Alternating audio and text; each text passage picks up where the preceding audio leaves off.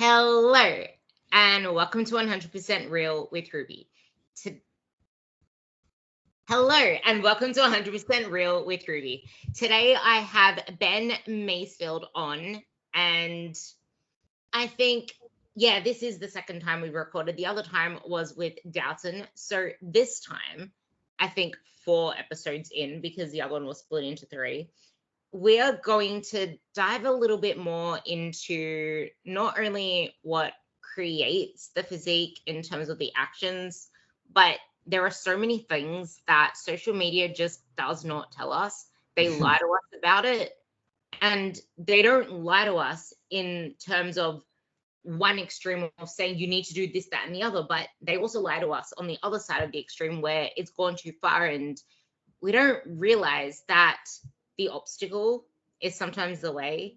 The hard things are sometimes the way to easy. And it's so easy to forget it now, especially I feel after lockdowns when everyone got really soft, because I realized that I did, like, before lockdowns, I also had this mentality where I realized you do need to have a lot more of a strict approach or a lot more of a routined, disciplined approach in order to earn your flexibility. But somewhere along the way, it's almost like we just earn the flexibility straight away, but then we wonder why we're not getting the results, why we can't stay consistent, why we're overwhelmed with all these choices to the point that we can't find the one thing that gets us to where we want to go. So then we blame everything but ourselves. But who is really to blame when the message is lost? So with that, here's Ben, and I'm going to allow him to introduce his favorite topic of doing the hard things. And I guess balance can't coexist when you are trying to change fundamentally who you are now, which is who you don't really want to be in this moment. Yeah, I think that's a great way to kind of expand on the point is the hard thing, and there's a lot of people that talk on this. Alex Moses talks on this, Jordan Peterson talks on this, so I'm really just stepping on toes of even greater people. But the fear I think a lot of people have, not even fear, I think it's a confrontational limitation they'll place on themselves, is that they're scared of confronting the fact that the hard stuff they're not doing is where the result lay. And we end up in this kind of limited perspective where we think, especially in this day and age of short-term gratification, of instant reward, of very accessible pleasures, convenience, and easy lifestyles, that everything should be now and that nothing should come with a hard day's work. And I think it's led a lot of people down the wrong alley in what they actually think will be what is required to get a result or get the thing that they want. We've got 45-minute delivery times on food and groceries. We've got 5-minute drive-through times in fast food restaurants. We've got purchases you can get online and have Amazon deliver things in a matter of days. And so we've developed this attachment with instant gratification, short-term gratification, and rapid responses, that we think the big goals, the big endeavors, these massive changes should be just as fast. And anything that isn't aligned with that is either too excessive, too extreme, too intense, or too hard. The reality is, when we look at it, the thing that built you up to where you are, so let's see an example of someone, whether it be male or female, you're 30% body fat, you're 40 kilos overweight, and you haven't moved your body in 20 years. The idea that you should just simply inherently get a result like a six-pack, or lose 25% of that, or drop 30 kilos of that in a matter of weeks, is almost insulting to the person that you allowed to exist, and then just expect that should correct itself without putting any hard work. The idea really starts to look at, okay, well, it took you 25, 30 years to build this position you're in, not in a position you would like. Obviously, it's a position you want to correct. But it took 30 years of life and choices and decisions to end up here. There's going to be some confrontational realities. There's going to be some confrontational hard days. There's going to be some very hard asks of you as a person to undo all of that, change that entire persona, change that entire personality, and basically correct what you allowed to happen over 30 years. And that's going to take time. Unfortunately, with the aspect of short-term gratification, this instant idea of easy work, and the easy way is the right way, people get a few months in, maybe even a few weeks, or like, 4 to 6 weeks into their new year goal, new year me, and it didn't move as fast as they wanted, therefore they're done. And it's usually like, it's a very common occurrence. I think 80% of New Year's resolutions are over in the first 6 weeks. In that instance, people are really struggling with the idea that sometimes things are just going to be hard. Balance isn't going to be achievable. You're not going to be able to, to tie it back to that great point you started there with. Balance is not going to be sustainable when you're trying to drop 25% of body fat and you're trying to undo 30 kilos of life over the last 20 years that you developed. The balance isn't simply going to be there because it's not going to allow that result to occur. There's going to be points in time where you have to do the hard thing. You have to be resilient. You have to build that mental fortitude and get okay with things being tough. And unfortunately, I just think a lot of people don't have that right now, given the state of the social media world that we're in, the purchasing capacity we have, food consumption, nutritional consumption that we have. Like, everything is very quick and very easy. And it leads to a lot of problems when we're trying to correct these in body composition, behavior change, lifestyle change, weight loss, whether it be, even not even worried about physique preparation, just those general goals that most clients tend to have. It gets too difficult for them because they're not used to doing hard things. The reality is we need to look into that hard direction. It's balance cannot coexist with fat loss or with any extreme goals, but it also cannot coexist with your initial phases of where you are right now, because your current balance is not serving you. And what balance looks like is not a concrete definition. It changes depending, as we were speaking about before I clicked record. Everything happens in phases and seasons. I have a couple of girls that had to drop to 3 days a week of training, for an example. But you can't expect a result if you're not giving the same inputs that you were previously. Like, for example, if you got a certain result doing certain inputs, and then in a phase of life you have to scale things back, sadness and disappointment and frustration and anxiety and depression and all that comes from when your expectations are out of line with your reality. So you need to use a consistent feedback that you're getting, which is hard to get on your own, which is where a coach can come in to then realign your expectations with that. But you also have to realize that it is not forever. And it's not to say you can't still get results. With on the other spectrum of things, it's an absurd way to think that if you can't do it at the full capacity that you usually do it, what's the whole point? If you can't do a full workout, what's the whole point? It still will get you results, and it helps you maintain where you are now. It's just not to the level and your unrealistic expectations. Playing too comfortable, this is where I want you to take this. Playing too comfortable can hold you back. We went from one bro extreme of hardcore this, no pain, no gain, bodybuilding bro shit, to now resisting the work, resisting the lack of having a schedule, a routine, prepping your food, tracking your food, actually doing the steps you need to do to go to a restaurant, where people would say, oh, you don't actually have to be this strict and this calculated when you go out to eat. Well, it's like, if your usual default has got you to where you are now, then it makes sense that you will need to go through an uncomfortable period of doing some harder shit, of forcing some harder shit. For example, if you're so used to just giving into chocolate after every single meal you eat, saying, oh, it's not realistic to give up everything because that is too obsessive, that's too restrictive, but it's keeping you from where you want to be. How is that serving you any better? And it's not forever. Sometimes, actually, I want to know your thoughts on this one too. So there's two things to talk about. It's that playing too comfortable, but also sometimes if you're finding it really hard to control something or to not binge out on something, whatever it is, to control yourself around something, sometimes it does play a role sometimes it does benefit you to take it away for a while before bringing it in a more controlled environment when you have developed the tools, where you are in a better place to now control yourself around it. Yeah, I mean, there's a million things to unpack in just those two questions. Continuing on from the point of balance, even when we look at that first question there of leaning into the easy, like you said, everything is phasic.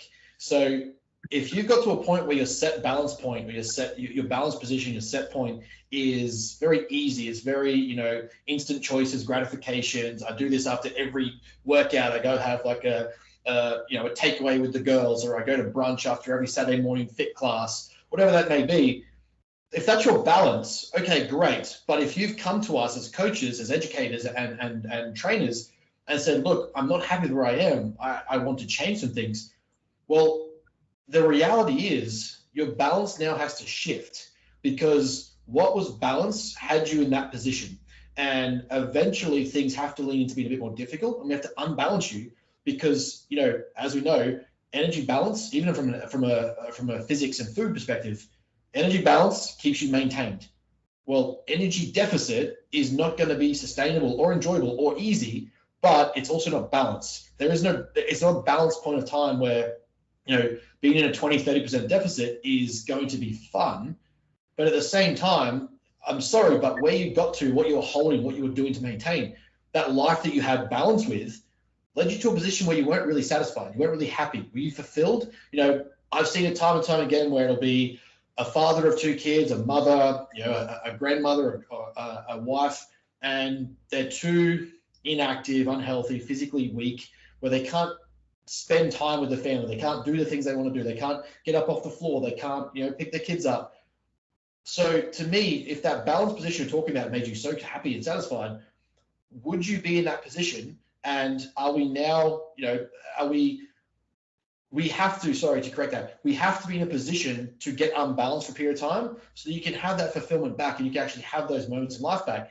But you can't, it's not going to be balanced, because there's going to be things you have to sacrifice, there's things you have to give up, there's hard decisions you'll have to make that no longer are easy, but they're also going to serve the long-term goal that you have. And then it kind of leads into that secondary question, which hit me with it again. I'm trying to. There's a secondary question there. I know, because we have balance moving into leaning too easy, and people thinking the balance should just exist. Let me move to the second question.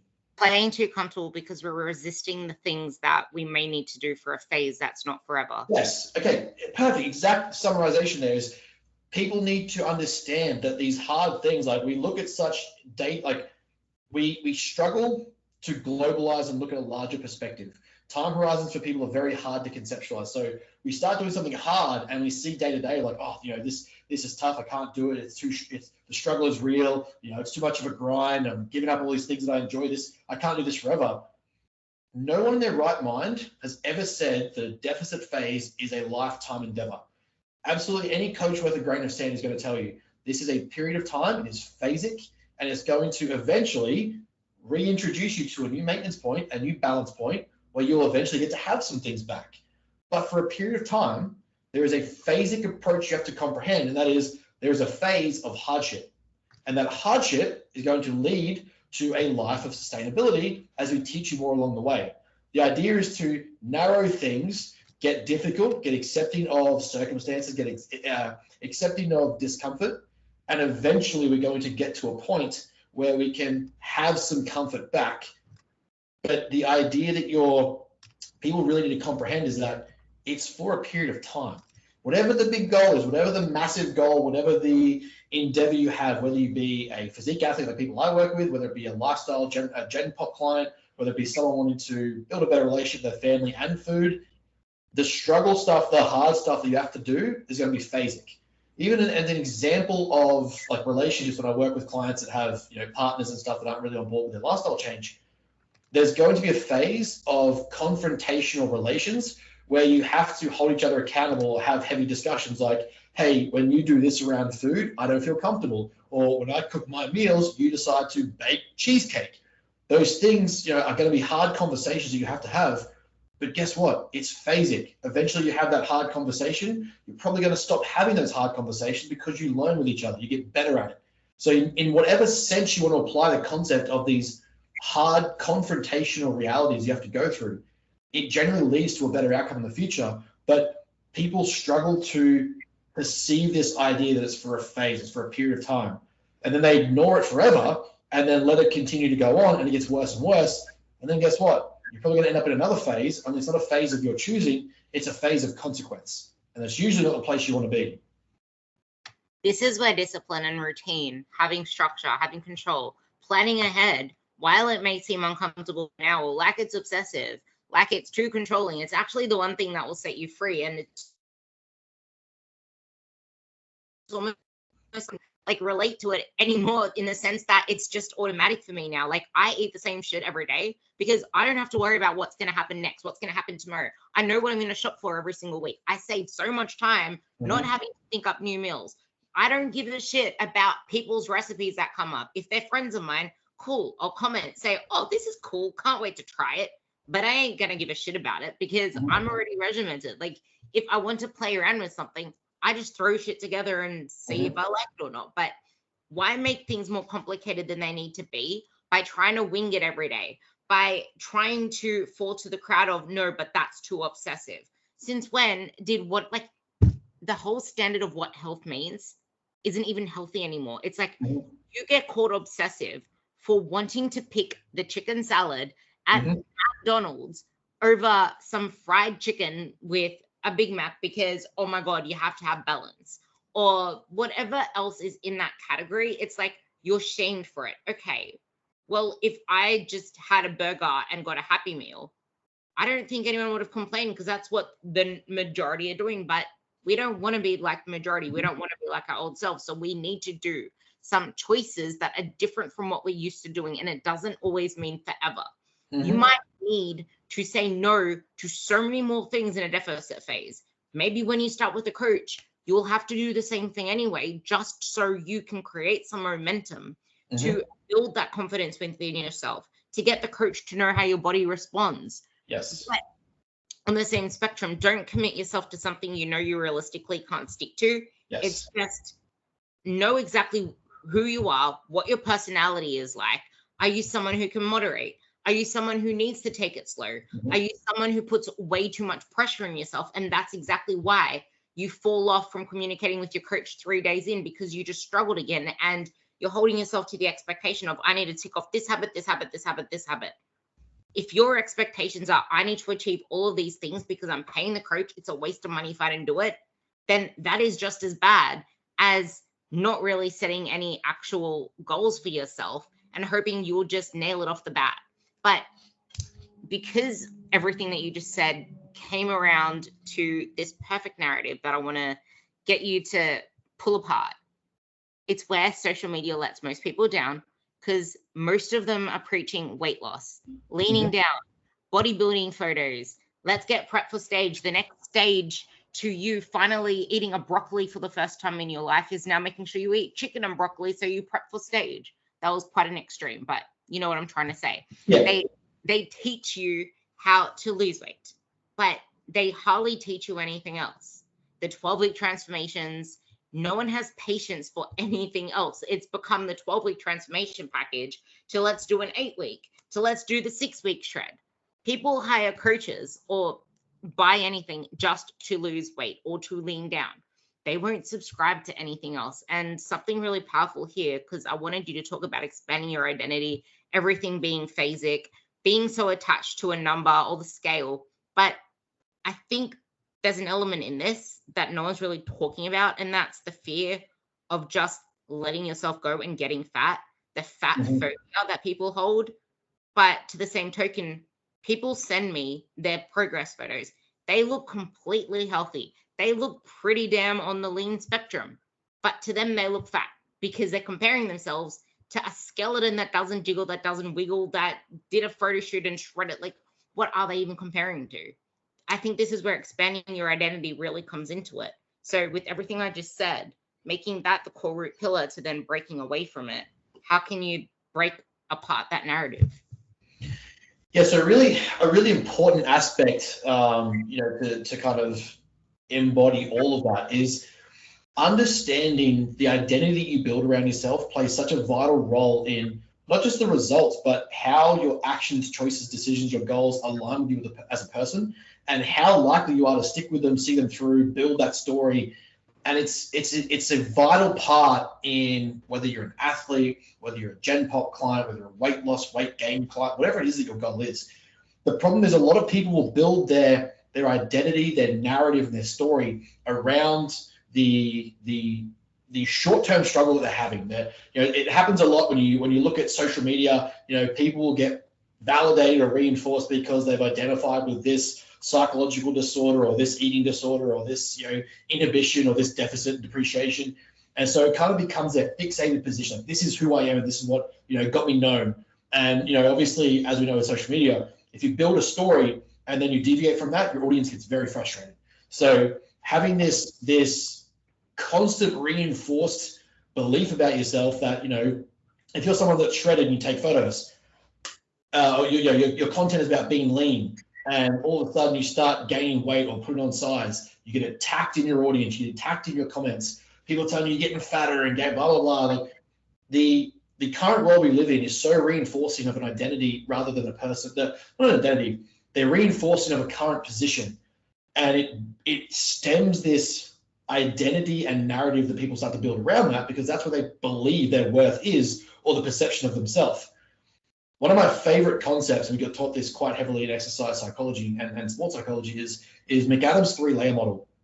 And it's basically a really cool concept of understanding personality at 3 deeper layers than just simply your dispositional traits. So layer 1 is your dispositional traits, meaning like your big 5: conscientiousness, neuroticism, agreeableness, openness, and neuroticism, extroversion, conscientiousness, agreeableness, and openness. So that's your first stage. Then in the next stage, you have agency and self as agency. So basically like your goals, your values, the decisions you make, the actions you make in life. And then like the third layer, the surface level layer, is your narrative. The narrative you tell of yourself, the story you create of your life, and basically how you narrate basically you're like the Morgan Freeman of your own life in Shawshank Redemption. The problem is a lot of people get so fixated and caught on telling the narrative of where they are, the problem they're going through, and sort of how they're experiencing things. And it leads to this struggling identity to break out of. So to kind of continue the point, is like we want to build that foundation understanding, is that we need to get away from outcome-focused identities, especially in people that don't just want to be extreme athletes. If you're just a general client who's like, you know what, I'm 35, me and my husband are no longer intimate, I feel gross in a bikini, you know, we haven't been intimate for at least 2 years, the kids have gotten in the way, we don't diet, we don't do anything health-wise, everything is energetically lacking, I want to change that. If you go, well, my entire identity now is about someone that struggles, or someone that can't finish a meal plan, or can't stick to a program, or, you know, my identity is about someone who only loses weight. The second we reintroduce you to more food and we get you train harder, and we say, look, to get that bum that you're talking about, that toned up glute shape, so it looks nice in a G-string, or it looks good in a bikini, and you and your husband are feeling good about it, that doesn't come from just cutting fat and cutting weight. If there's no muscle there, then there's nothing to show off. You're just building a smaller portion version of the current self you have. So you have to be understanding of the limitation you place on yourself by building that identity around cutting, or, you know, weight loss, is going to limit the actual end goal result you're trying to achieve. So having this idea that, one of the things I like to try and push is that the language you speak is important. Again, that story, that narrative level, but also the way you word the goal, the way that you word the narrative. So looking at yourself as someone who's more process orientated rather than just the outcome. Being process orientated means you look at the bigger picture, the processes over time that it takes to get there. And in your narrative sense, in your identity sense, you look at yourself as someone who is continually seeking growth and challenge. You're continually trying to push yourself to new positions. You're continually trying to seek how to make yourself better. You know, you're someone who strives to complete the hard thing, not look for the way out. When you build your narrative identity on that, it is so much easier to sustain the hard road, the difficulties, the struggles, the hunger cues, that when you do cut weight, it's a little bit easier because you know that you're a person who finishes what they start. But inversely, when it then becomes time to build and add food and increase your training capacity, build that bigger bum, build the wider shoulders, the thicker legs, well, now you're someone who can handle eating more food and getting a little bit softer, because your entire identity isn't just isn't just attached to someone who loses weight. Because the second you make that about just losing weight, it becomes so much harder to grow, increase food, get healthier again. Again, we go back to that phasic approach of not having balance. We need to look at, are you trying to be someone who's continually, perpetually cuts weight and diets and stays lean or tries to get lean forever? Or are we trying to build some muscle? Are we trying to add some curves? Are we going to increase some thickness? Do we want to put it in certain spots, bigger shoulder, bigger legs, bigger back, bigger bum, whatever? That's going to take it's going to take a period of time or a phase of time where we're increasing our food. So now all of a sudden, if I say, hey, as a client, we're going to start jacking up your calories because I want to get you bigger, fuller, stronger, more muscle. And you go, oh, hang on, I'm someone who I just want to lose weight. I just want to tone up and look sexier. Okay, that's great. But now we've got to try and change your entire perception of what muscle gain is, of what nutrition is, because all you think it is as a narrative and identity is weight loss. It makes it a lot harder for you as the individual psychologically to flip that switch, because your entire identity is built around that idea of just losing weight or of just dropping body fat. Trying to build muscle, but also trying to be as lean as you can, wanting to build muscle, but refusing to eat enough because you're scared of the scale or scared of gaining more weight, scared of seeing the scale tick up above a certain number, which was me. I hated seeing anything go above a certain number, which this is the funny part, which maybe you can put a saying into this, write this down. But I never started off obsessed about the scale. And that's why I saw the best progress I honestly saw my best progress within my first 8 months, because I was chasing the scale going up. I was building muscle and I looked freaking amazing in that sense that I made such a change to my body. I gained a good, I think, 6 kilos in that 8 months, but I did come from a rather small frame. But I actually looked like I progressed and I didn't have any issue over that number. And then I prepped for the first time and all of a sudden everything became about the scale. And even a couple of years later, I was fearful of seeing it go above a certain number. And I'm actually now 6 kilos heavier than that number. And like, while there is still, I know that I am happiest at this body weight, which isn't the body weight that I am now. It's probably add another 2 kilos, 2.5 kilos. That's where I know that I was still happy at that body weight. But I feel like that same attachment that I have, but I know that I was happy at that body weight too. People have a negative connotation with weights on the scale before they even started to do things the right way, because they fear that as soon as they stop tracking things so intently, like as soon as they stop thinking about losing weight, as soon as they stop monitoring their body like it's under 24/7 surveillance, that they're just going to gain weight all of a sudden. They're just going to lose all of their progress. It's this horrible fear that people have that stop them from getting to where they want to be. And then they're scared to eat more. They're wanting to cut calories, waiting for the next fat loss phase. They're in this place where they're not able to physically feel free because they are constantly putting themselves under such scrutiny, such surveillance, and without realizing it, despite some people are seeing results, but there are also people that aren't physically seeing results. They're like living in this limbo where they're trying to live in maintenance, but they're not really living. They're just barely hanging on, waiting for the next fat loss phase, like I said, scared to allow themselves a little bit more flexibility.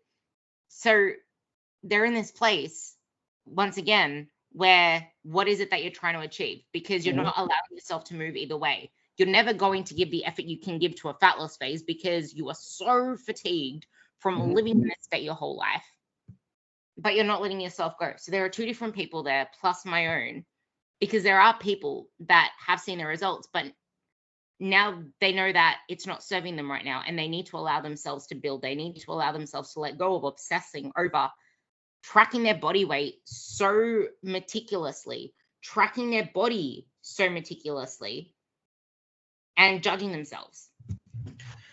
Yeah, so it really, like where we're landing here is a really good point to understand kind of everything we've already been talking about, right? Like, so we need to look at these balance points, these pivot points. We need to look at the extremities. We need to look at these phasic approaches. And I think people I don't say coaches, they're not deliberately doing this, but they don't explain, they don't help the client understand. And therefore it's hard to put the pressure on the client to understand. But when you understand the why, the how becomes a lot easier. But when you also have a why, you can bear almost any how. So when we're looking at clients at the level of like these neurotic levels of tracking, obsessive data accumulations, the point for the average person really should be a phasic approach to, yes, tracking. We want to be tracking data, we want to be tracking information. We want to get you to a weight loss phase. We want to get you to a decrease in body fat, improve your body composition, because we know it's healthier, we know all the benefits. But here's the thing that people get wrong, I think, for the average person is they don't educate the client to be able to do it without them. And this is where a big issue comes when it comes time to step away from the scale. They freak out because they haven't been told, hey, if you follow these habits, we build these foundational skills and abilities, that being like ticking certain fruit and vegetables a day, making sure you have a portion of protein per meal, water intake, diet soft drinks, and diet, sugar sweetened beverages. When you teach someone these things, you can include them and how to include them.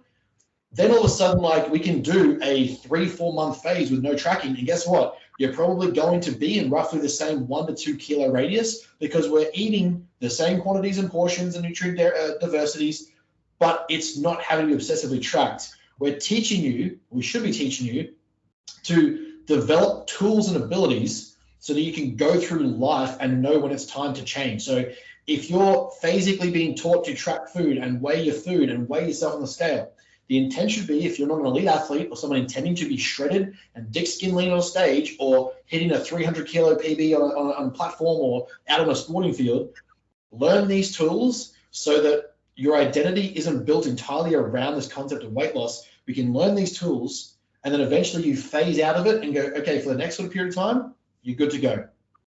Yeah, but it's not also learning those tools just for weight loss. And this is the important thing, because it's like, exactly. This is why I'm so big on people using kitchen scales. Like, weigh your freaking food, track your inputs, because you have no idea what's going to happen on the outside of it. And it could send you backwards. Like, you're so focused on that end outcome that you're not focusing in on the process. The process is where it happens. I actually think that was part of the book, so I want you to talk about that more. But the process is where it all happens. Like, you cannot get to where you want to be without that.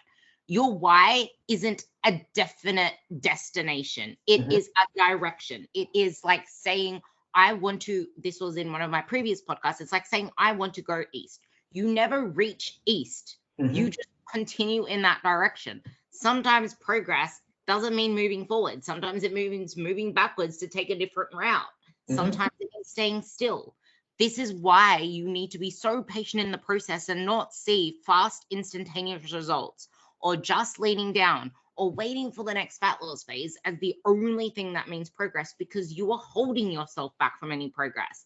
Because what if the very thing you need to do is to let go of the reins of restriction, of tightly monitoring all these little things, trying to eat as little as possible, even though you're not really eating as little as possible. It's just that you're scared to blow it out, so you're mentally restricting. What if that is actually the path to where you want to go? And you can't say that you want to turn your pancakes into beefcakes. Yes, you can't say you want to turn your pancakes into beefcakes and then complain when your pants are getting tighter, and then put yourself back into a fat loss phase, and then wonder why you're not seeing results.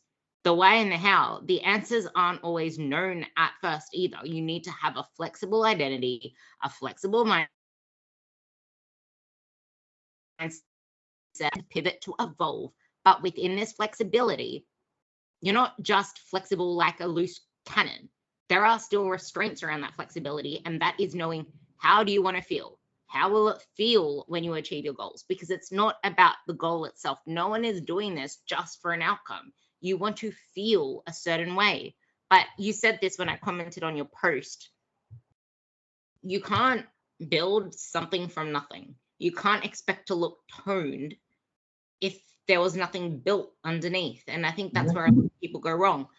I'll bring the next part up later. Yeah, no, exactly right. And I think it's such a part of the process that people fail to comprehend, is they get so fixated on the outcome. They get so fixated on, like, I've got to be 66 kilos and at 5% body fat and yada, yada. The funny part is, when you really look at composition, recomposition, composition, recomposition, the weight and scale that you hit every time is probably going to be roughly the same, but it looks so different. But if you look at it, I guess, through the process of like the short-term phase, like, 2 to 4 weeks, oh, down 6 kilos, it feels great, and now I feel good about myself because that's what my goal was. But the reality is, when we probably build you back up to get back to that weight that you initially started at, it's probably going to be in a more toned position. It's probably going to have more muscle mass. You're probably going to look fuller, have more curves, and feel more confident because you're eating better, you're training harder, you have more muscle, you have more size to your structure. But you are so fixated believing that the goal was this number because that's all you've perceived. And this is something that I was going to allude back to before, is the amount of people that I've worked with, females and males, have this same problem. They believe that weight loss is the goal, when the reality is it's more likely fat loss and increased or improvement in muscle mass. And the two are not synonymous at all, though obviously we know that for fat loss to occur, generally we're in a deficit, and weight loss will probably pair with it. But when we look at the, and this is a really good addition to the point you're just making, knowing what you want to feel like, I call it defining a success criteria. What does the success actually look like to you? Because to me, and this is where, again, balance becomes so important, my success criteria to the average person is mind-blowingly extreme. But to me, it is normal everyday life because I've defined a clear success criteria as to what that's going to be. That is a pro card in the IFBB. It is working with elite athletes. It's working with elite people. It's pushing high levels of performance at all branches of life. That's a very extreme level for me to be at. But to me, that's my success criteria. So I know when I'm working towards that it makes sense. That's my balance. For the average person, my balance is so far off to the extreme and skewed that it wouldn't even comprehend as normal in their head. But I've defined that success criteria, so I know what that's going to look and feel and sound and smell like. For the average person, I don't believe most people have actually defined a success criteria for most of their goals in life. And so when things start to vary or modify or change, they're so lost, they're frustrated, they're angry. But the thing is, they don't even know what they're really working towards. They aren't really clear on that point they're trying to get to, or what that success even feels like. So to the point there where it's like, you think that the weight loss is the goal. You think this weight loss number, this magical number, is going to be the end point you're going to be satisfied with. And we know, going through behavior change, CBT, motivational interviewing, the amount of times when you use Socratic question with a client properly, and you really try to explore, why is weight loss your goal? I want to lose 5 kilos. Okay, but why? The last time I was 5 kilos less was a more intimate time in my life. Me and my partner were a lot more sexually active and physically connecting. And also I felt really good in this bikini and I was a lot more confident in myself. Okay, so it's probably not 5 kilos. It's more of a self-confidence thing.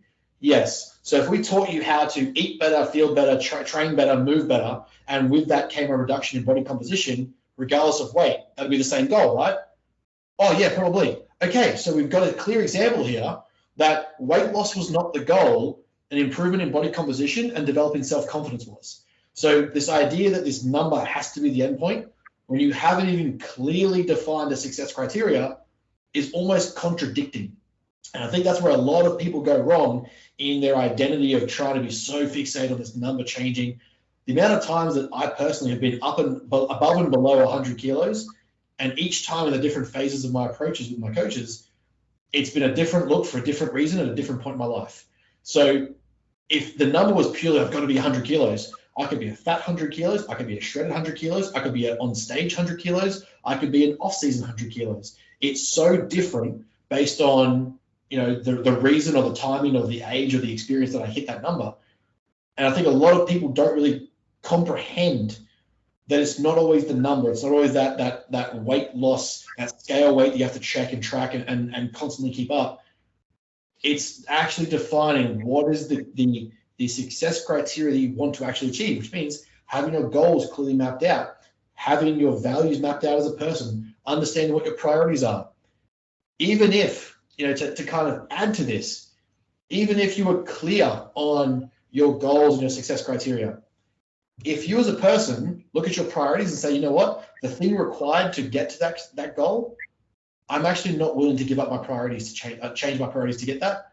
We have to re-examine that as well. because you might not be someone in this point in time that is willing to do that and get to that point. The amount of mums that I know that recognize that being a loving mother, stay-at-home mother, a caring mother was more important than being a physique athlete and getting on stage, completely redefined our goals together because it wasn't actually what they wanted. But are you willing to have that conversation? Are you willing to explore that success criteria and define it and say, actually, I don't think I want that anymore. I'm gonna have a different goal. I want to be thicker, I want to be stronger, I want to be bigger, I want to perform better, I want to be more fed, I want to be a better mother, better wife. They all impact the goal, the outcome, what we're trying to achieve. And I think a lot of people don't really take the time to figure that out. They just start a journey of health and go, oh, it's weight loss. To kind of wrap that point back. Yeah, it's almost like how you get from A to B determines if you can actually get from C to D, if at all. And your balance and your success criteria, as you were talking about, it can evolve and change as you do. And that is okay. Sometimes we don't slow down enough to realize our initial goals aren't our now goals. And we need to let go of obsessing, once again, over losing weight, when the next fatloss phase is, and ridiculously thinking that you can uncover the muscle you just built within 6 months of just building, because you're not going to uncover anything in 6 months of building. And I'm sure you can attest to that. Like, these quantitative measures hold us back from allowing ourselves to check in with how we feel, what we need to focus on, so that we can build a lifestyle we truly love and one that we can sustain any results we get and keep achieving more. Like, it might be more obsessive to start with. So I take that back. Like, you might actually need to be a little bit more obsessive about doing your shopping, about prepping your food, planning your food, dealing with the discomfort of maybe eating the same shit every day for a while, dealing with the reheated food that you say that you can't stand. So then you're left having no actual consistency with your food because you're not building a routine. It gets easier if you do the process. And what you need to do now, once again, isn't forever. You're allowing yourself in the process to learn about how you can shift, how you can modify things. You're allowing yourself to get some leeway, to buy some time back so that you can focus on the other things. You can focus on, okay, so this is the meal plan that I created for myself, which is infinitely better than someone just handing you one without your own input. Like you said, autonomy. This meal plan I made for myself, I know that I can stick to it. So I'm going to stick to it every day for a while. Then little by little, I'm going to learn how I can start to play around with it without overhauling the whole thing, every single recipe, every single day, and then wondering why I'm back to the start overwhelmed and not getting anywhere, why I'm back to feeling like I'm getting nowhere, I'm out of control, my body is fat, this, that, and the other. Because here's one, when you feel less in control of everything that's around you and of your inputs, the things that you do, you become a lot more self-critical of your body and feel that you need to change everything about yourself. Yeah, wow. No, I agree. It's one of the funniest things to me is it's one of my favorite quotes is that freedom is found in discipline. And it's one of the most extreme, most influential, profound concepts for people to comprehend, because everyone views them as dichotomously opposing. They're almost like extreme opposites, that being disciplined, having freedom, but you pick one or the other. But the fact is, to get to that point of freedom that you are talking about, to get that point of freedom of not having to weigh yourself, not having to weigh food on the scale every single day, not having to consider meal options when you go out to a restaurant, or look ahead of time, pre-plan your food choices, or pre-plan your strategy for going to a restaurant, or going out with the girls, or having a brunch. To get to that point of freedom, well, guess what? It's going to take a point of some extremes and disciplines that you're not used to. And extreme to everyone is going to differentiate. It's going to vary. So for me, like when we look at that, the extreme of someone who's never tracked food before is simply downloading MyFitnessPal and weighing some food. The extreme of someone that works with me as an athlete, not my Gen Pop clients, is getting to 3% body fat. Extreme is different for everyone, but we have to be willing to accept that for points of time, we might require some extreme changes of behavior, phasic approach, to learn and discipline ourselves to get to that point of freedom where you can have those more free food choices, that more variation and flexibility. But again, you've got to understand that freedom comes from the discipline. I mean, one of the funniest things to me that makes me laugh is people that attack tracking and meal plans and structured eating. You can have the Australian Dietary Guidelines, and that's one way to approach nutrition. The second you put that into a structured 5 square meals a day, all of a sudden that's obsessive and neurotic.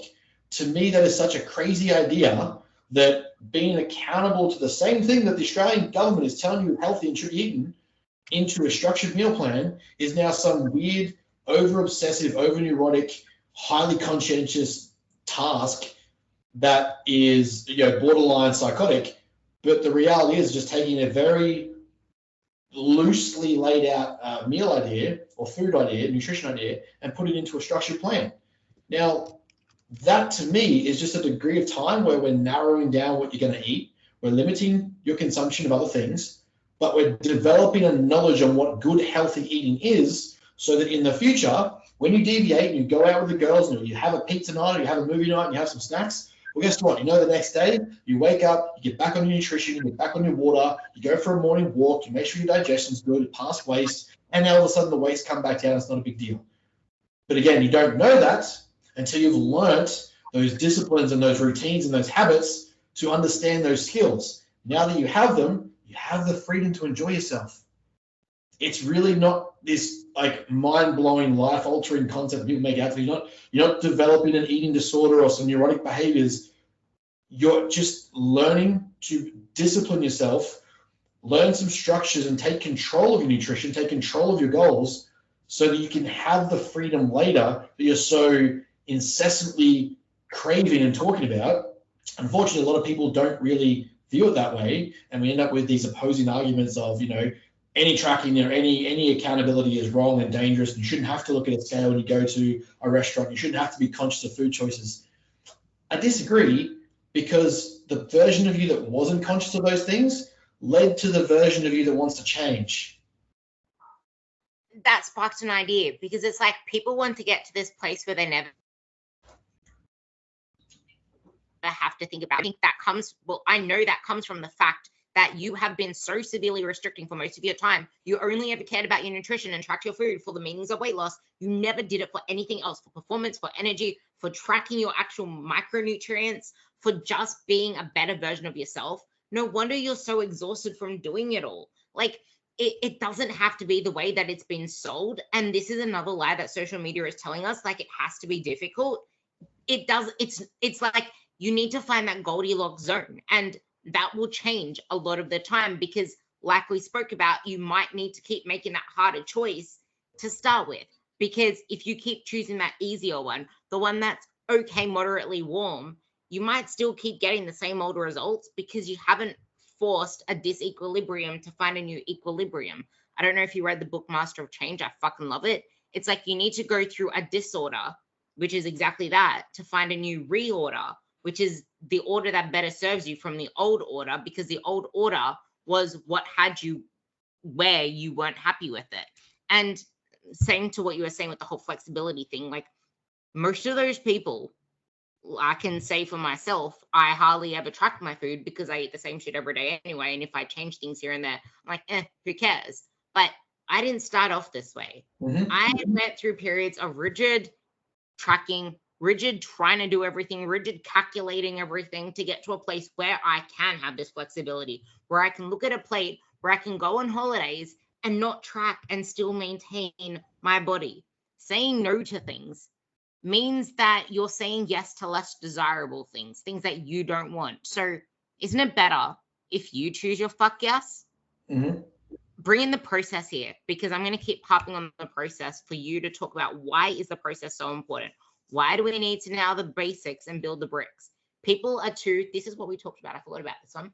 People are too obsessed about what phase are we in, what season am I in now, what am I focusing on now, instead of realizing that there's no such thing as phases and seasons. It's all fluid. It all flows together. But none of that matters if you're too busy focusing on what's being built when there's no foundation yet, when there are still bricks that are missing. And I have this analogy, this quote, which I need to copyright, but it's like you need to build the bricks, but you also need to build the mortar for a strong foundation. That mortar is your mindset, because if you let that mindset slip, or you haven't built up a strong mindset, what's going to happen to the whole building when it rains, when it storms, etc. Yeah, I mean, it's definitely a great point that people have to consider. Like the foundations before anything else, like learning the foundational behaviors and habits and skills. It doesn't matter what extreme level or what intensity my clients work with me. The foundations are what we base from first and foremost. They're the parts that we build off. They're the parts that we run with. They're the parts that we expand on. So, the amount of people that get so concerned with the macros and the, in macros in sense of like, what time is my food getting consumed, or am I taking this 5-hour morning routine habit system that I've built? Am I, getting enough, anal sun tanning that everyone thinks, like these weird things that people get to get so caught up on in these micro behaviors and habits that have a net 1% return, but they're missing so many of the fundamental foundational behaviors that regardless of season, they should be the premise that you build from regardless, whether it be cutting, growing, whether it be life, it be marriage, it be the study time, prep, whatever.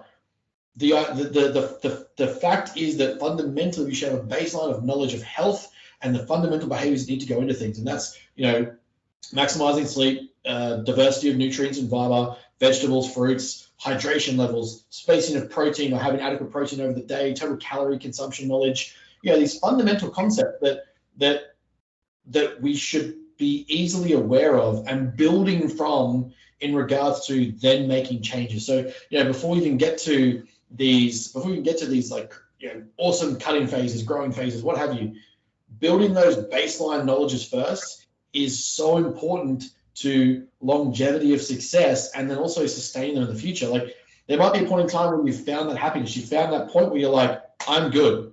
Well, guess what? If you haven't built the skills and foundations of the brick and mortar to sustain that I'm good, it's probably going to go just as quickly as you got it. So taking the time to build that foundation first, so that eventually you can get to a balance point, and you might be able to hold that balance point until you decide to change it up a bit, or maybe you want to do something different. That's important. That's integral to sustainability and longevity. You might not want to be a bodybuilder forever. You might not want to be a weight loss client forever. But if we teach you the fundamental behaviors and then we can make small modifications, it becomes so much easier to sustain and actually achieve and be content with. I think a lot of people get that wrong. There's two different things that I want to talk about, but they could go on for ages. So one thing that I just want to bring back again is actually going from overweight to lean. If you do it right, in the sense that you're doing some form of strength training, you will appear as though you lost fat and built muscle. Yeah, you probably built some muscle, but most of that is what that heavy body was already carrying around under it.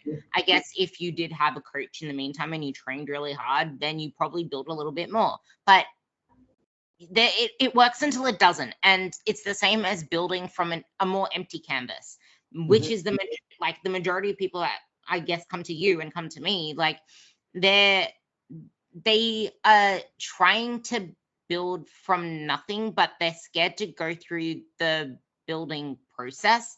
And you put down these 6 points as well in the biggest tips to help you through the period of actually embracing building your body. And you do need to understand that the scale weight is not going to be a reliable metric anymore, because it's not going to be a metric that serves you, full stop. You need to be able to focus on where are your lifts going in the gym? What is your input like in terms of calories, in terms of nutrition? But people are also expecting to only gain lean muscle, and they aren't supposed to get any fat in that process. Yeah, that's an important part of the process narrative being so to understand, is that the process looks different for everyone, sure, but the understanding is how we approach that process, what it looks like, what it feels like, what's going to happen, and getting comfortable with it. So we know that to build muscle, to put some size on, to build something, there is an acclimation of muscle mass, but also fat mass. In the sense of energy equilibrium, energy balance, if we're going to make a modification, we're going to increase food so that you can build tissue, because you can't build a skyscraper without having the materials on site. So you need to make sure that you have adequate material on site to build the building you're trying to gain, or you're trying to achieve. Now, some of that will be fluffy, it'll be fat, it'll be stuff that you probably don't want to be there. But part of that process is learning to be comfortable in that skin, learning to be comfortable in different phases of yourself, learning to be comfortable with different versions of yourself, that different appearances, different looks, different weights. It's understanding that the process is so much more than one specific outcome. The process is going to be phasic. It's going to be over a period of time. You're going to build for a certain amount. You're going to build for a point, and then eventually you're going to probably cut down a little bit, sure. But it's not going to be that you're just getting fatter and fatter and fatter. We know that there's a nice sweet spot for most people. If the exact numbers are kind of eluding me. I think I aim for with my clients about 300 to 500 grams a week for a natural athlete or a natural client that's trying to improve muscle mass is a pretty sweet spot to expect some rates of lean muscle gain, but also a degree of fat mass will go with it. What we do see is that if you just simply increase more calories beyond that, you're probably just accumulating more fat mass for no reason. You're not getting any more muscle mass. The same amount of muscle will probably occur, but fat mass will increase. So what we do then is look at that and go, okay, I don't want you to gain excessive amounts of fat mass. I'm just trying to fatten you up. We want to primarily focus on the process of improving your performance in the gym, improving your performances of sleep, improving your performances of nutrition, improving your performances of activity levels. So you're healthy, you're sleeping better, you're training harder, you're well fed. In those performances and the process of that goal, you're probably limiting the fat gain that you're going to achieve. So therefore, the most amount of muscle you can gain is occurring. When we do decide it's time to come back and strip some fat off, you've actually got a baseline of muscle now to look at and have underneath, but it took a period of time to get there. It took a phase of accumulating calories, accumulating some fat, but also training hard and building that muscle. And I think that's an early point in time people need to comprehend is that even when you do go through a gaining phase and this fear or phobia of putting on fat and this hesitation of putting on fat, is that you're not instantly just going to go back to it. And I've had this with several clients that came to me from post-obesity lifestyles, is that the idea of reintroducing food and going over a certain number created anxiety, provoked fear in them, because they were so concerned that this growth mentality was going to lead to them just being fat again. We had to rechange and redefine and challenge that narrative, challenge that irrational thought and belief, because we know that to gain the muscle we want to have, to change that appearance, we actually have to increase some food, put some fat on, put some muscle on. And now they're some of the happiest clients that I have because we've been able to flip that story, change that overall identity, and have them reconsider what it was they wanted to achieve. And now they've got, more food than they've ever eaten, more muscle mass than they've ever had, but also in a much better body compositional position than when they came down.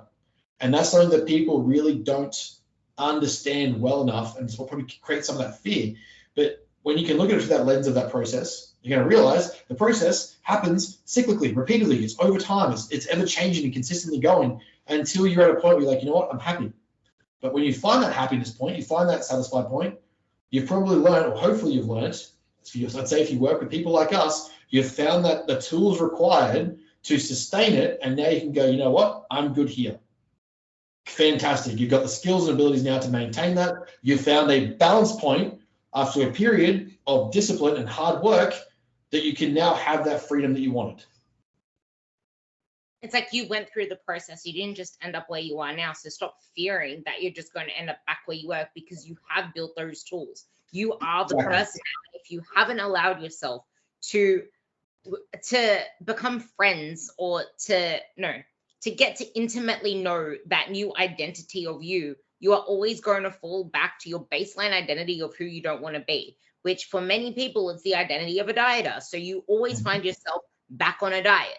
You need to allow your identity to change with you. You need to do this questioning. You need to do this journaling. You need to do this curiosity process and allow yourself to have that time with a coach, especially. Like it's hard to look at your own situation with your own eyes within the same perspective, because you only see things from the perspective that you've gained and through the experiences that you've had in the past. So having someone else guide you through this, even like, in a sense, it's almost like this whole, you want to be able to go off on your own, but at the same time, no, you don't. You want, because it's not just teaching you how to lose weight. Like that is a time of the past. It's now teaching you how to take that initial progress and turn it into something with greater purpose, something that builds you up, something that serves the person that you want to become and keeps feeding that, because programming is progressive. You are progressive. You do not just die at the end of a transformation. Like, it is ongoing. Yet people think that all you do is get to this magic endpoint and that's the end.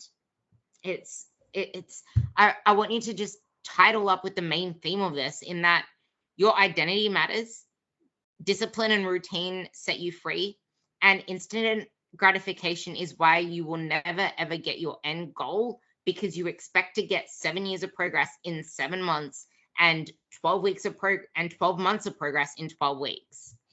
The 12 to 16 week minimum that coaches usually have, some have 6 months, which is amazing, but that is really only a starting ground because of the complexities of being human, our behaviors and our beliefs. So I guess that's the best way to end this, because I think that last point is really important to drive home. Yeah, absolutely. Like, the point there, like, it's, how do you even wrap it up? Like, we're essentially saying here, you know, that you need to come to terms with accepting the person you're going to become. You're essentially betting and you're investing on this, and I guess this is a really easy way to put it, is that delayed gratification is investing and betting on the future version of you that you want to be over the instant version of the person you are now. And a lot of people make the instant choices instead of making that gamble on the future. And when we invest in a coach, when we invest in the process, we're investing in the fact that I know where I am now is not what I want.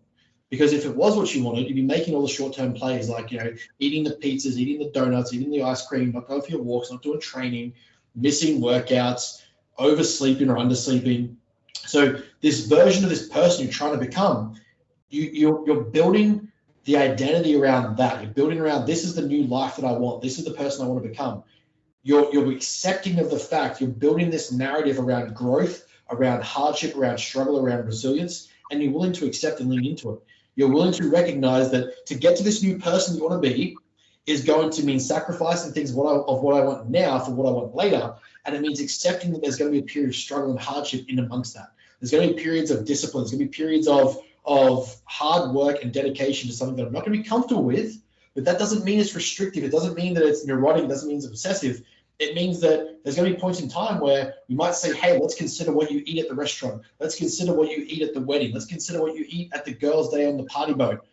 Those things are going to require a period of time, a phasic approach of hard work, of uncomfortability, of discomfort, and it's going to force you to do some things perhaps you don't want to do. But in order to get to that version of you, that new version of you want to have, that new identity, that new narrative, you're going to have to do some of these things to learn how to get there. And then once you get there, you've probably built the skills and abilities to make a pivot or a change. You know what? I've reached the body fat levels that I want. Now I want to learn how to eat more. Or now I want to just simply stay here for a period of time, hold maintenance, enjoy life a bit, take a step back on training, and just focus on my nutrition and my general health. The skills we've taught you along the way are going to help you get there and do that.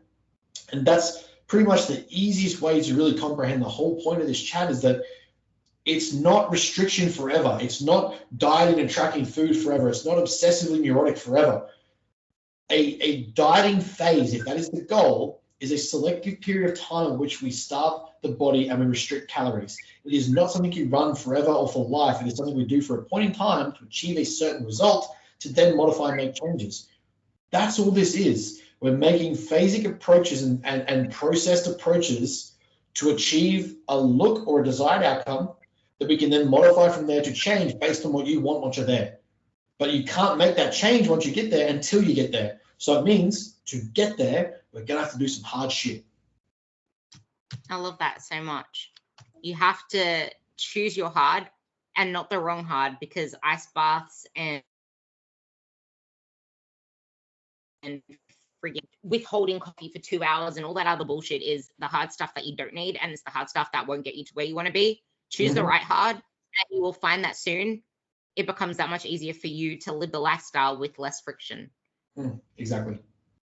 So with that, thank you for another amazing episode. And if you guys want to check out Ben, I will leave his handle down below, and in his bio, you will find the Meta Mentality Instagram handle, and you will also find his podcast, Matter Mentality Podcast. The Matter Mentality Podcast, yeah, you'll find us there as well. That'll be in my Instagram bio. You'll find our training YouTube. You'll find a whole list of free stuff. One of the biggest things we try to do is ensure that it doesn't matter whether you work with us or not. We give away so much free stuff because these conversations are what's lacking in coaching. These valuable knowledge pieces are what's lacking in coaching. So a lot of the stuff we give away basically free. You'll find a short course of information basically between a YouTube, podcast, and downloadable resources. Our goal setting sheet, the way we approach goal setting, is free to download. I recorded a 15-minute lecture on it, so people just download it and use it. So there's so many things that just go and take away. So, you don't owe us anything. We are here to serve you as coaches. So for us, that means give you information.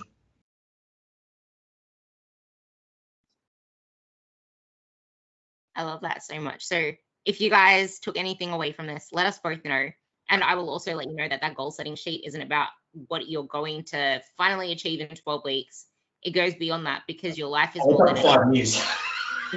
Yeah, your life is more than a 12-week project, because you are not a project. You are a human being living a life, and life is nothing but a game and practice. And the more that you try to take it so seriously, the less fun you're going to have with it. And you can't have a happy ending with an unhappy journey. So with that, love you all, and you will catch me on the next one.